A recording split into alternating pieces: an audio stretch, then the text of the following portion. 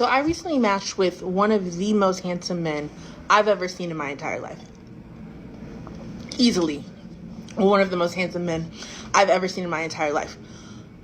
Only qualm I have is based on his career. I estimate that he probably makes anywhere from $65,000 to $70,000 a year. I make 4 to 5 times more than that. Do y'all think that relationships with that large of a pay gap can survive? Is that shallow for me to ask? Like, these are just the things that really are on my mind as I'm dating. And I specifically mean when it's the woman making significantly more, because I feel like it is normalized for the man to make more. But in terms of how I grew up, my mom made significantly more than my dad, and that does not come without issues. So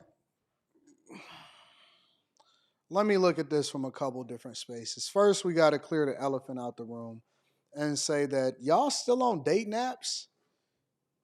You know what I'm saying? Like y'all still swiping left and swiping right. Don't y'all know that?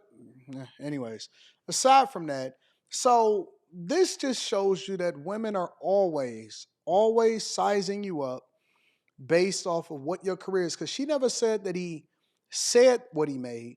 She says based off of his career, this is what she's estimating that he makes. So she is guessing that he makes somewhere between $65,000 and $70,000 a year, which is fine. It's more than fine for a regular human adult or man by himself to be able to make $65,000, $70,000 a year.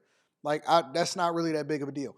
But they are vetting for two things. Number one, both shallow. The first thing is, oh my God, this is what he looks like. He's so gorgeous. They never talked about character. They never said whether or not he was a God-fearing guy. They never said whether or not he had children already. If he was raised in a strong household. They never said whether or not he was consistent. They never talked about work ethic. They never talked about good character. They never talked about community work. They never talked about any of these things, right? They don't care about anything regarding love. They are for everybody. Everybody is for whatever it is that you can do for them.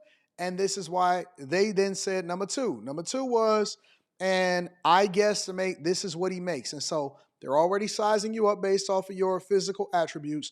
And then they're sizing you up based off of what it is that you can provide for them.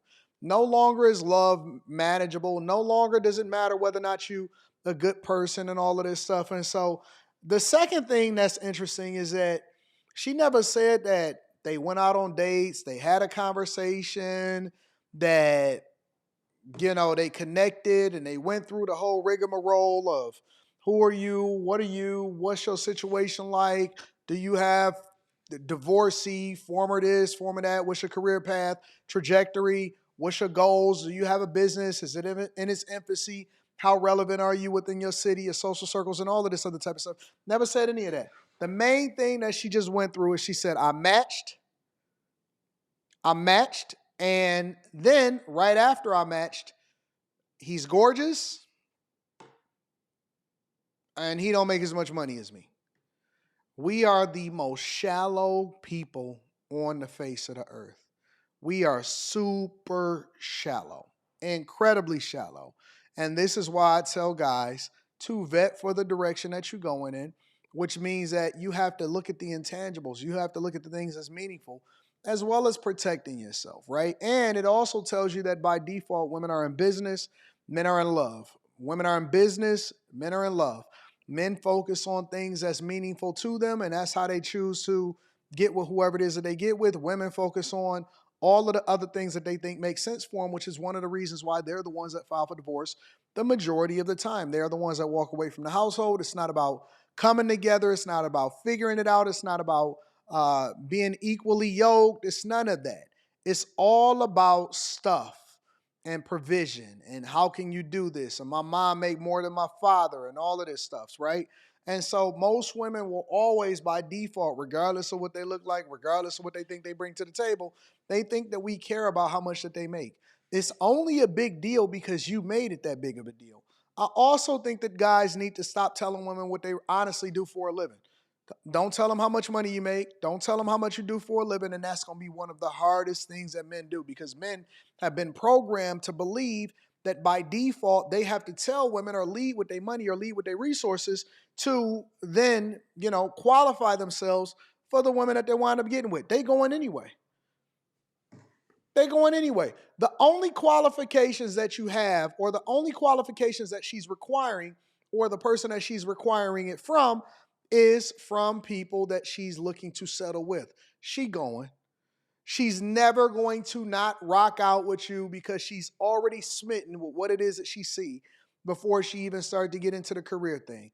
And the second thing is, most men, it's a very low percentage of men, I'm assuming that it's a black man, is a very low percentage of men that actually make above $100,000 a year, let alone between $200,000 to $300,000 a year, which is what I'm anticipating that she make. Because if she makes 3 times to 4 times of whatever it is that he make, let's just say, for example, he makes $70,000 a year and she makes 4 times that, then that makes she makes a little less than $300,000 a year, about $280,000 a year, which isn't really a lot of money to somebody like, well, I'm not going to get into that. It's not a lot of money when you really start to consider the taxes and all of the contributions, and depending on what state that you live in and all of that stuff. So my advice to her, unsolicited, and I always like to give credit to the content creator, so that link will be down in the description.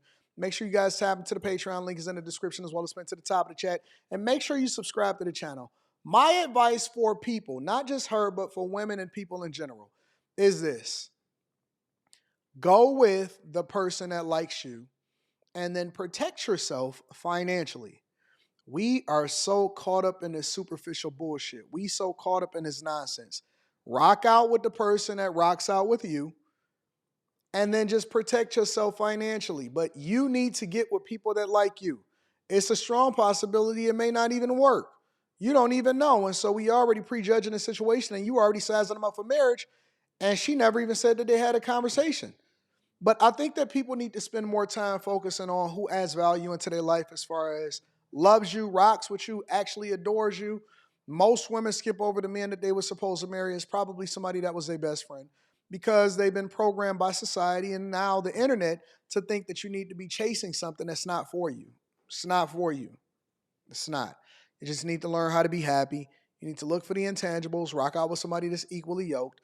And I think that guys are the ones that's probably more under duress. Historically, if you look at what's happening with family court laws and alimony and child support, the men are the ones that are suffering because they make significantly more than most women that they talk to. And so I think that guys need to stop leading with their money, start focusing on character, start focusing on, or women need to start focusing on character in this situation, and stop worrying about whether or not somebody makes a certain amount of money. You just need to network effectively and then observe them in spaces where they're not necessarily financially interested in you, and then you'll be able to determine whether or not that person is actually for you.